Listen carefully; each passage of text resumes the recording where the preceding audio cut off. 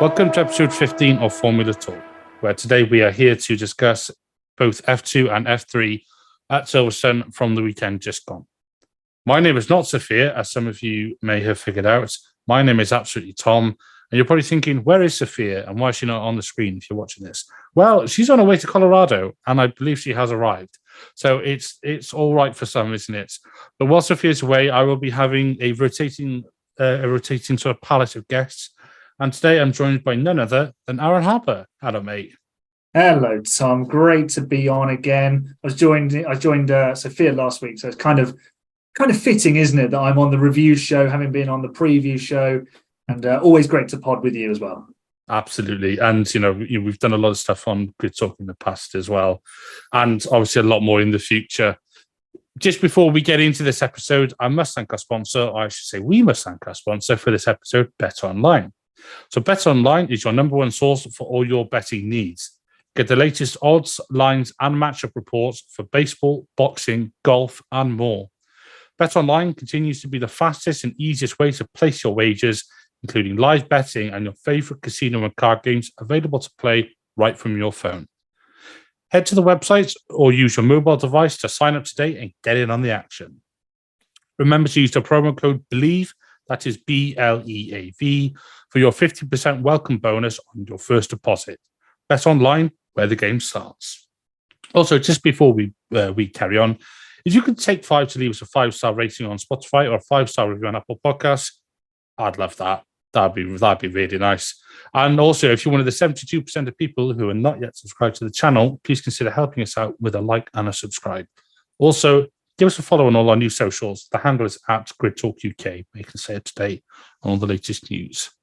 So, Aaron, we had both F3 and F2. We'll start with F3. We'll work our way up the proverbial grid. It was an interesting weekend, to say the least. So we had the pole sitter of Liano Fornaroli in the Trident, of course, locking out a Trident front row with Ollie Goethe. The sprint race, we had Franco Colapinto taking the win, and in the feature race, Ollie Goethe took the win. So let's have a quick look at the sprint race. Pretty exciting stuff this weekend. Yeah, it was a really interesting sprint race, but not least because of the weather. And they delayed the start. So it was a real test for these young drivers, wasn't it? And I mean, some of these are barely out of school and some of them aren't even growing facial hair and stuff like that. So it's so great to see them put in these situations around a circuit like Silverstone. There are some circuits that are easier to drive, but Silverstone is, it's like the daddy of circuits, isn't it? It's just one of the best, and it's a challenge all the way around. And then you throw in some weather. So at one point, I think we had everybody bar Gregoire Saucy on slicks and a little bit of drizzle. And then Saucy was just sort of running around at the back, hoping for some rain. So it was a great challenge for them. And to be fair, they kept it on the island. They did a really good job. So very impressed in that respect, although there was the late safety car when there was more rain coming. And that's where things really kicked off at the front. Yeah, and that's one of the things about F3 and F2, which we'll get on to in a moment, is it's interesting, and it's almost, well, I say almost, it is fun to watch because not only are they spec cars, they're drivers who are that less experienced with all the best will in the world, and because they're younger, there's different levels of approach and stuff to things. It's one of the big things is they don't have any intermediate tires. They have slicks or wets. And it's like, well, because obviously in F1, we see so many times drivers using the intermediate, which we saw in F1 on the weekend, if you listen to our sister show. Grid Talk, you hear about quali, for example. But it's just, it was, that's one of the things I do like about F3 and these uni series, is it teaches the drivers a lot about, adapting to the conditions with ultimately a limited set of tools and not as many sort of weapons in their arsenal, if you like. So it's it was good. And you raised a very good point about about about them sort of coping well in the situations, because I can't even imagine what it'd be like to be sitting there on the grid, 16 years old at Silverstone, one of the world's iconic tracks, the home of motorsport, as it's called. And I know your favourite circuit, mate. It's nods, yeah. It was quite something. But if we have a look at the feature race as well, Ollie Goethe, he finished 1.7? Was it 1.7, 1.8 seconds ahead of his Trident teammate? 1.7. It was. So I thought I knew it was close. And got the results up on my other screens. I'm always fair. Yeah, that always helped, didn't it? Yeah. So it was a good weekend all around for Trident. Obviously they didn't get a win in the sprint race, but Ollie Goethe's, I believe that's his first win in F3, was it? It is.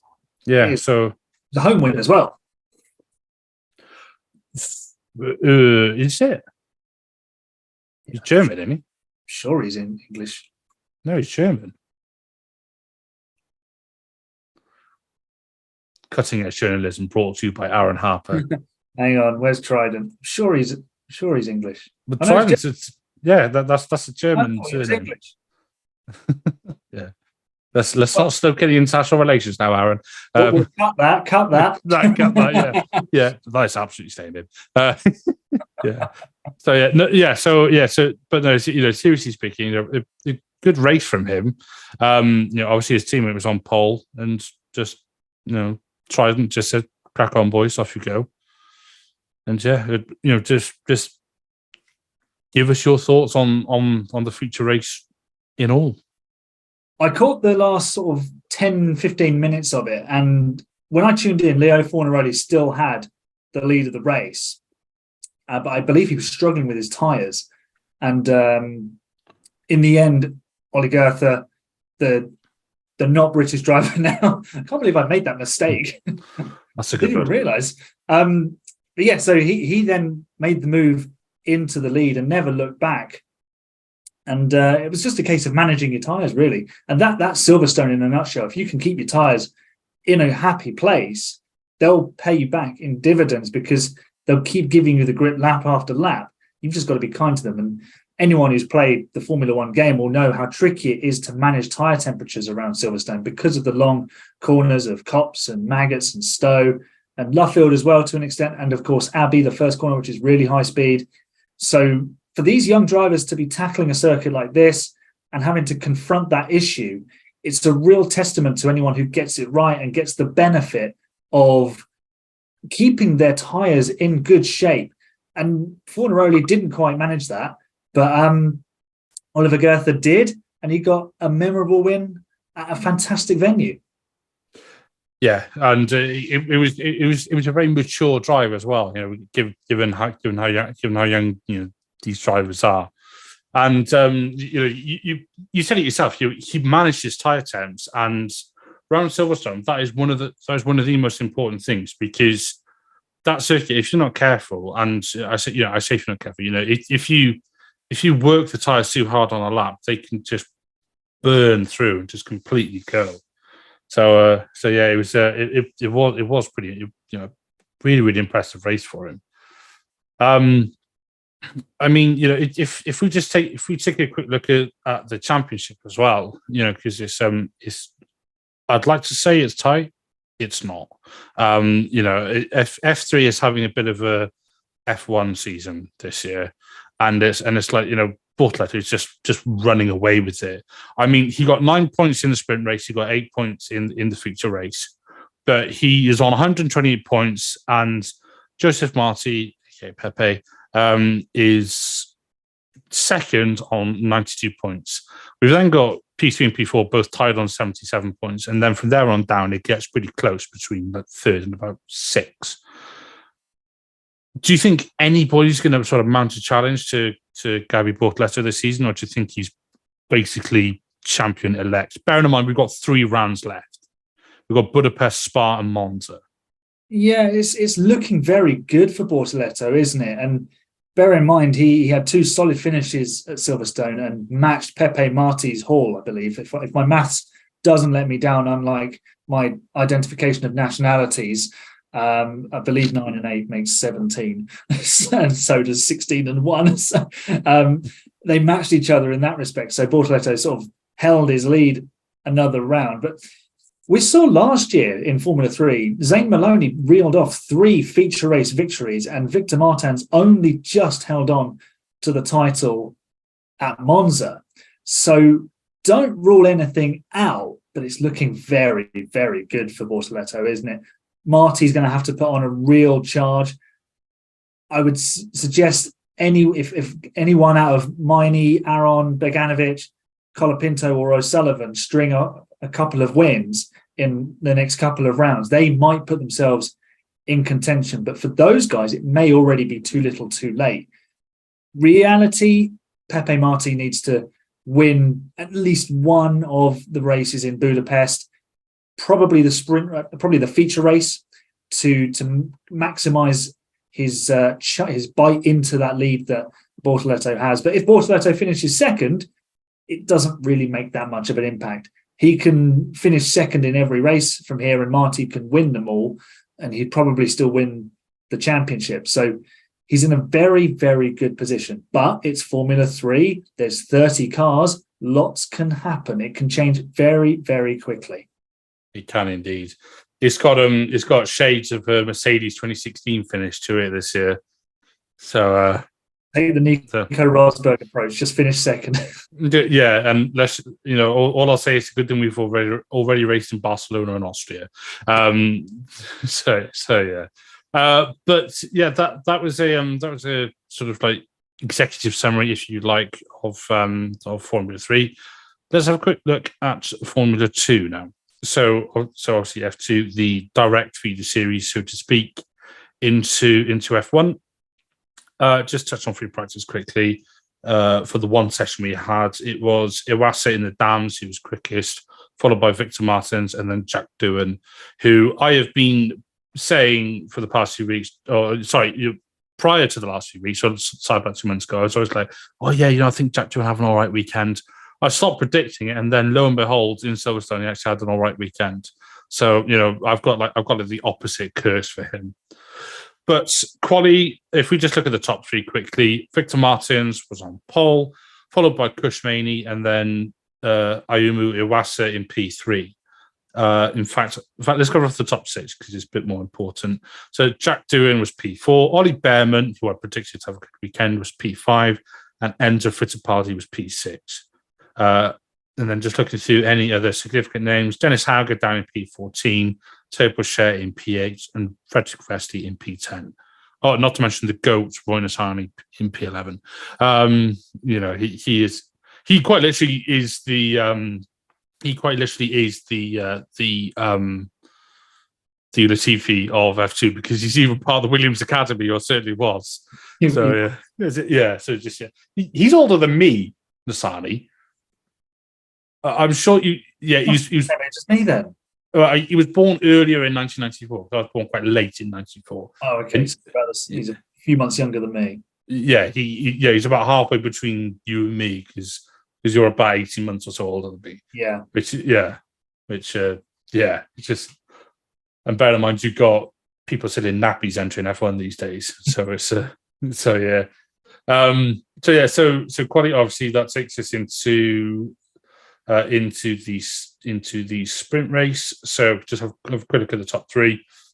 With Frederick Vesti, comfortable win ultimately. You won by 13.5 seconds over Theo Boucher in P2, Jack Doohan P3. I'll rattle to the top 8 because this will get points. It's relevant. So we had Jack Doohan P3, like I said, runs out the podium. Enzo Fittipaldi in the car in P4, Isaac Hadjar P5, Ollie Bearman P6, Victor Martins P7, and Arthur Leclerc in P8. And then the GOAT just missed out on points. Nissany was P9. And interestingly, his best lap was 2 seconds slower than Frederick Vesti. It's just not fair for everybody to it's not fair for everybody to be beaten by him. So he's got to let someone win it. The sprint race was quite something, wasn't it? It was a terrific performance by Fred Vesti. I mean, just jumping back to quali, Yeah, we didn't highlight it, but the top 9 were covered by less than 0.2 of a second.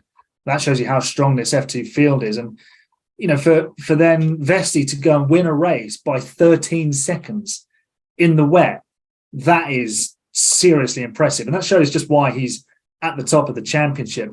And for the drivers behind him, and Théo Pourchaire and Jack Doohan, to emerge through all the chaos. I mean, Doohan had to fight an almost literal bear to get there.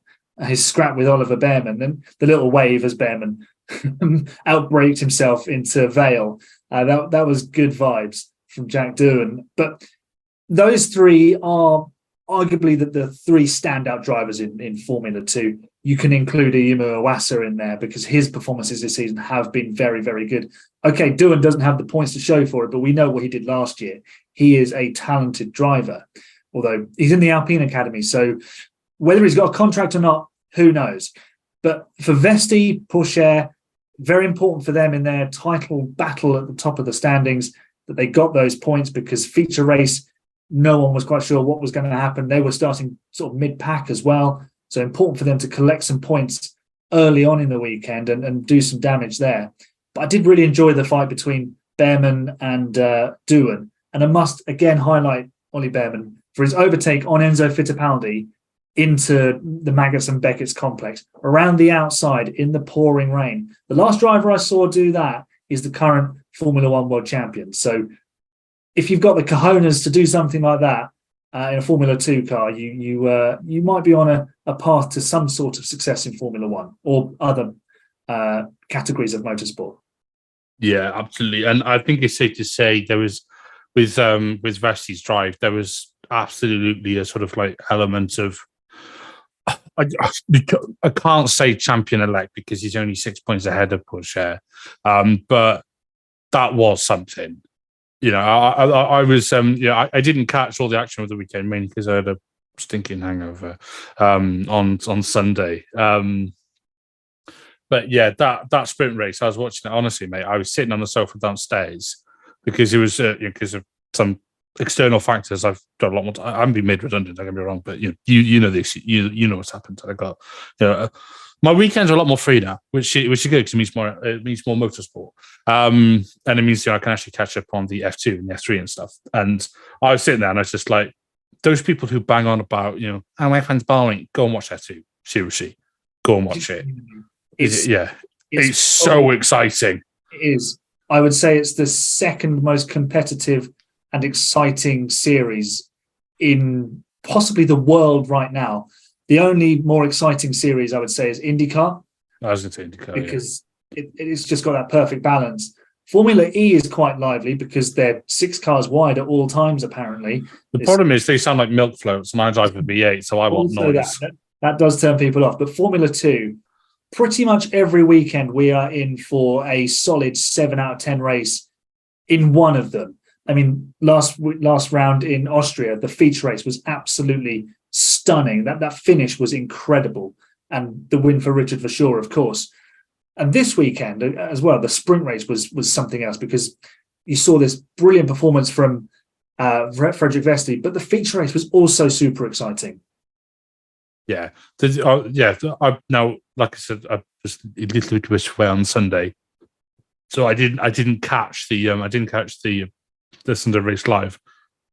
However, we can talk about it anyway. So, I watched the highlights on YouTube, and honestly, even if you watch the highlights on YouTube, you get the essence of what's gone on. But seriously, the YouTube highlights and the sort of social media highlights, it's a snippet of the just constant action that's going on. It's like you never know where to look. So if we just have a quick look through the top 10 of the feature race, and then we'll go into it a bit. So Victor Martins came home to get a home win for his team, ART. Obviously, Martins. Where's Victor Martins from, Aaron? He's French. Well done. ART. Yeah. And then, oh God, I know, I can already hear Sophia saying this. Zane Maloney was P2 for Carlin, and boy from Barbados. I know, yeah, and yeah, not actually obliged to say, yeah, not the same place as her. As I kept getting wrong for about the first 7 episodes. to the point where I had to write it down and then stick a sticky note up here so I'd remember that it wasn't that. But Zane Maloney P2, and Sophie's going to love that prediction.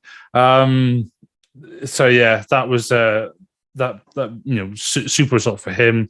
Teo Pucher, good recovery P3. Jack Doohan finished P4. Much better weekend from him, by the way. Iwasa P5, keeping that championship hope alive, but it's, he's what, 25, 26 odd points behind. I think it's on 111 points or something. Johan Daruvula for MP Motorsport P6, Enzo Fittipaldi P7, but Ollie Behrman P8, and then the last of the points finishers, we had Arthur Leclerc P9 and Jack Crawford P10. I'm not going to go through every single result because that's not what we're here to do. But the feature race, I mean, it was bearing in mind Victor Martins got a 5-second penalty early on.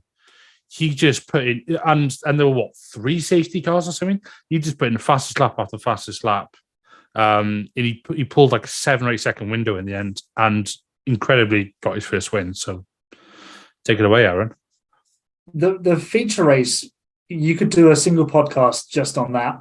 There was so much action. You had Ollie Behrman battling everyone again. Martins having to break away after the final safety car. We had collisions, which took out championship leader Frederick Vesti. Roy Nassani actually picked up a penalty for that, even though the TV pictures made it look like it was Dennis Hauger who was at fault for that. And it took out the innocent bystander of Roman Stanek. So again, no lap goes without some sort of action happening in a Formula 2 race. Arthur Leclerc looked set to challenge for a maiden victory, but the soft tyres just didn't hang with him, and he plummeted from 3rd to 9th. So many different stories within this race, and it's just a series that keeps on giving. But for Victor Martins, he's threatened this sort of performance all season. He's got pole positions, he's got a brilliant average qualifying record, but he's made mistakes at important moments in races. Think back to Jeddah when he was in the lead under pressure from Fred Vesti, made an error. He's not kept it together in other races. He got that time penalty in the drive-through penalty in Monaco for not obeying yellow flags. But it was great to see him clinch the top step of the podium for the first time. And it's about time too, because he's had the speed to do it. He's just not put it all together. And for a reigning Formula 3 champion to get over halfway through the season, having been as competitive as he is before he wins, that first of all tells you that he's been learning his craft this season. Second of all, it tells me that the field that we've got this year is incredibly close in terms of talent and execution. And it also shows you just how quickly things can change in a Formula 2 race. Like we saw in Austria, where Fred Vesti was really unlucky with the safety car, and Verschoor and Iwasa came through and just gobbled him up on the fresher tyres. Martins had to almost would have had to deal with that if Maloney had not kept Arthur Leclerc behind. But to battle against a 5-second penalty, extend the gap and secure the win, excellent performance from Victor Martins. It was absolutely sensational. And it's a driver who I want to pick up on is Arthur Leclerc. I mean, do you think he sort of like stuck in that sort of like awkward spot where, because of the surname, there's perhaps a bit too much expectation on him? Because there seems, there always seems to be quite a lot of sort of noise and conversation around him. But do you think that's partly because his brother is, won obviously F3 and F2 back to back and has gone on to, be Ferrari's golden boy? My words, not not everything. And I do like Leclerc. Just pointed out both of them. Do you think Arthur Leclerc sort of got a bit of that issue around him, especially in a series that is so tight as F2? Yeah, there's definitely a perception of, he's a Leclerc, he must be really good. But I didn't watch Formula 2 in 2017, so I can't really say how strong the field is, how strong the field was that Charles had to deal with. But I know for a fact that this group is good. I mean, we've got several drivers who could easily step into a Formula One car and do a good job. I think, and there's a direct comparison we can make here in terms of siblings being in Formula One and one being a superstar and one being expected to do a bit better than they did. And it's the Schumacher brothers. Schumacher was a double world champion, and then Ralf Schumacher arrived in 1997 with Jordan, and everyone thought he was going to be just as good as Michael. Turned out Michael was a freak, and Ralf was just very good. So it does work out that way sometimes, and there is that added pressure for Arthur, but he just needs to focus on being his own man, do his job. He's going to have to support a title challenge for Ayumu Iwasa as it stands, because Iwasa is sort of 24 odd points behind Vesti, like you mentioned, and then Arthur Leclerc, where is he? He's 14th in the standings. Yeah, so if he's having a good weekend, he's got to make sure he finishes ahead of the guys at the top of the championship, or he's got to get out of Iwasa's way. I know they don't necessarily use team orders in Formula 2, but there might come a situation where it's needed in the Dams team, especially if Iwasa remains in the hunt for the championship. Yeah, no, that's very true, especially with F2 being 2 drivers per team, whereas F3 is predominantly 3 drivers per team. It's team orders can come into it that bit easier, and he won't want to hear it, Leclerc, but if he hears Arthur Iwasa is faster than you, or Arthur is changed, then that sounds like a middle class like novel or something. Arthur is changed. It's a tale set in the hills of Northampton, which is incredibly flat. So we might hear something, but it's like if you look at Arthur Leclerc's points, he's got his best result was he came third, I want to say, in the feature race in Melbourne. He got a good result then. That was his best weekend. And since then, he's only scored, 6 points. And Silverstone was his best weekend since Melbourne. Now, obviously, it was rained off, rightly so. But that's, he struggled in comparison to the likes of Martins and Behrman, and obviously he was teammates with Ollie Behrman last year in Formula 3. So to see Behrman winning 3 races, doing the clean sweep in Baku, and that was incredible, being an outside bet for the championship, that's going to sting for Leclerc. But I think there's a strong driver in there. The Dams team have just got to work with him. Maybe if Vesti ends up in some sort of, if he wins the championship, maybe there's a space open at Prima next year, and it's Behrman and Leclerc at Prima, because they're both Ferrari Junior Team Academy drivers. Combine all of them. Never know quite. So there might be an opportunity there, and Prima are back in terms of their competitiveness. So maybe there's a way in there, but there's definitely a driver in there. His performances this season haven't done his talent justice. But unfortunately, the table never lies. And right now, Arthur Leclerc is the 14th best driver in Formula 2. Yeah, which 14 out of 22, not great, is it? He's tied on points with Jack Crawford in P13, but I don't know if that's anything to shout about. Another driver who I want to open up a discussion about, Ralf Boschung. Now, he's been in F2, I think, since it became F2, or maybe 2018 he might have joined. Because I remember him in GP3, because when he was in GP3, a mate of mine raced in the same team as him at GP3, Matt Parry. And Matt actually won the I think it was the sprint at the Hungaroring in 2016, and I was staying in the same hotel as Boschung, and I was with the team for the whole weekend because I was there with Matt. How long is too long in F1 before somebody goes, I don't think you're going to win it, mate? Well, it's all about the sponsorship, isn't it? And if he's giving something to the Campos team, then they'll keep him on board. And if as long as he can provide the funding, then that's fine. I mean, he does a lot of his sponsorship himself. The funky livery he had last year, and again got a quite cool livery this year.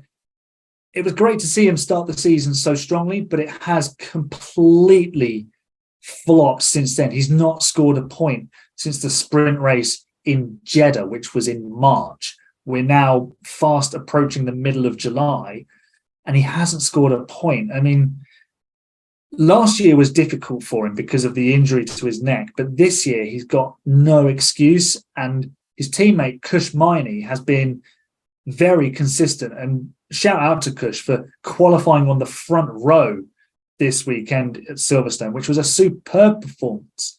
I was lucky enough to do an article not with him, but from a comment that he gave to a friend of mine, where he spoke about how he suits the Formula 2 cars much better than the Formula 3 cars, and that's showing. And at the moment, he is making Boschong look bang average. And Boschong's not a bang average driver. He's just not getting the most out of himself or the car at the moment. And it's a shame to see because he's a likeable chap. And I know the F1 feeder series host, Jim Kimberley, is his number one fan. So he won't be enjoying that at all either. Yeah, that is a good point about sponsorship. And, it just sort of like, it does sort of beg a question a bit. And maybe I'm being too harsh, but where it's like, at what point is it considered too much, and is it perhaps taking away from a seat for somebody who's maybe coming through in F3 or coming through from Frecker or something? So I don't, maybe I'm being a bit harsh on him, and it's just F2 especially, it's that kind of series where you generally sink or swim after, say, 3 seasons, maybe like 4 seasons if you're someone like Artem Markelov, who seem to keep coming back. Roy Nassani's been around for several seasons, and so has Johan Paravala. He's in his 4th season. So, if you hang around, you might end up in a race-winning car or championship-winning car. So it does a lot. It does a lot to come down to sponsorship. So. But I know the point you're getting at. How long is too long? Apparently, it's never. Apparently not yet. Yeah. Just a small point. To us, a little bit ironic is you mentioned about sponsorship. When Ralph was racing for the Coronan GP team in 2016, he did GP3 with. He got dropped for the Spa rounds, replaced by Nico Kari because the team cited financial reasons. So, take from that what you will. But that's also going back to several years. Yeah, he started with Campos. He then went to MP Motorsport. He then went to, I think, Trident for 2019, and then has done. He's in his 4th consecutive and 5th overall season, I believe, with Campos. And in 2020, I'm looking at it here, he came 25th in the championship. He only did 2 races as well. So I don't know. Maybe I'm being a bit harsh. But maybe he'll be back next season. Yeah. Mind you, I thought he was back this season when he won in Bahrain. But there we go. So I just want to look at some predictions quickly. So actually, no. I tell you what, no. We're going to keep those for next week because it's not back-to-back weekend for once. So you're lucky you don't get any predictions this week, but next week you will. So yeah. So Aaron, I should give you a good chance to give anything a bit of keep it clean, but give anything a bit of a plug. Where can we find you? If you've got socials, what do you do, that kind of thing. So I am a news and sport reporter for a radio station, a national network radio station across the UK. I won't tell you who, in case you don't like them, because they're not. Where I report, they're not very popular. because of how the original station was taken over. But yeah, I'm a reporter in and around the south of England. I also have a YouTube channel, AHGP, where I share my opinions on all things motorsport, so mostly Formula One, a little bit of F2. We do a little bit of gameplay as well. I am doing a co-op F1 23 series with your fellow Grid Talk host Ruby Price, where we're in the Haas team, and we'll see if one of us can get a podium before Nico Hulkenberg. We've had the first episode of that out, so there's lots to find on there. So there's something for everybody, and just some general chit chat on motorsport. Lovely stuff. Thank you, mate. And yes, if you want to find more about me, I co-host and also panelist on our sister show Grid Talk. I also have my own social medias. If you want to find me, I can't believe I'm about to say this, is at Chungus Humongous 94. Yes, that's a nickname that is sadly stuck. So if you want to find me on socials, you can find me there. I'm on that new Threads or Tweeds thing. Threads. Yeah, that one. Too. Yeah. Which is I'll take. Yeah, well, apparently Elon didn't pay his AWS bill, which makes me laugh. So given I work with IT, for a career, that's quite amusing. But yes, Aaron, thank you so much for joining me. Formula Talk is available on YouTube, where one day we will do it live, but today is not that day. We'll save that when Sphere's back. We'll probably give it a trial in the summer break, he says. You can also find us on Amazon Fire, Spotify, Google Podcasts, Apple Music, Verbal, and Pocket Casts. Just search for Formula Talk for our back catalogue of, I believe, 15 or 14 odd shows now. The time is flying. You can also find our sister show, Grid Talk, where we discuss all things F1, which is where Aaron and I obviously met and became, I'd like to say, very good friends. You might say differently. Please consider supporting the channel on Patreon so we can get mics, lights, and better recording equipment. Also, make sure you are subscribed so you're the first to know when each new weekly episode is released. We'll be back probably next week now with more motorsport content. That will be a preview of the upcoming Hungarian races. So that'll be for F3 and F2, and there'll be more F1 Academy talk soon as well.